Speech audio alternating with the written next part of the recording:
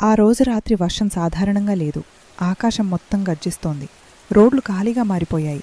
అది హైదరాబాద్ అవుట్స్కర్ట్స్లోని ఒక చిన్న బస్టాప్. ఆ బస్టాప్ దగ్గర స్నేహ ఒక్కతే నిలబడుంది. టైం రాత్రి 11:47. చివరి బస్ కూడా వెళ్ళిపోయింది. ఫోన్కి సిగ్నల్ లేదు. కరెంట్ కూడా పోయింది. చుట్టూ పూర్తిగా చీకటి. వర్షం శబ్దం తప్ప ఇంకేమీ వినిపించటం లేదు. స్నేహ అంబ్రెలాని గట్టిగా పట్టుకుంది. ఆమెకేదో స్ట్రేంజ్ ఫీలింగ్ వస్తోంది. ఎవరో తన్ని గమనిస్తున్నట్టు అనిపించింది.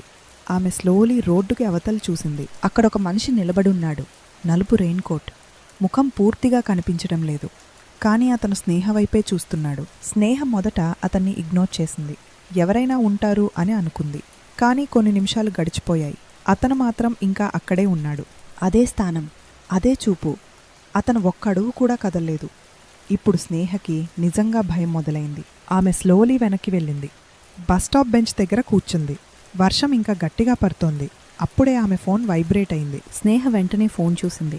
సిగ్నల్ లేని ఫోన్కి ఒక మెసేజ్ వచ్చింది. ఆమె చేతులు వణికిపోయాయి. ఆ మెసేజ్లో ఇలా ఉంది: అతన్ని వెనకాల లేడు. స్నేహ గుండె ఒక్కసారిగా ఆగిపోయింది. ఎందుకంటే ఎదురుగా ఉన్న మనిషి ఇంకా అక్కడే ఉన్నాడు. అయితే వెనకాల ఎవరున్నారు? ఆ మెసేజ్ ఎవరు పంపించారు? ఆమె వెనకాల నిజంగా ఎవరైనా నిలబడి ఉన్నారా? లేక ఇంకేదైనా ఉందా? స్నేహ వెనక్కి తిరిగాక ఏం చూసింది? పార్ట్ 2 కోసం ఎదురు చూడండి.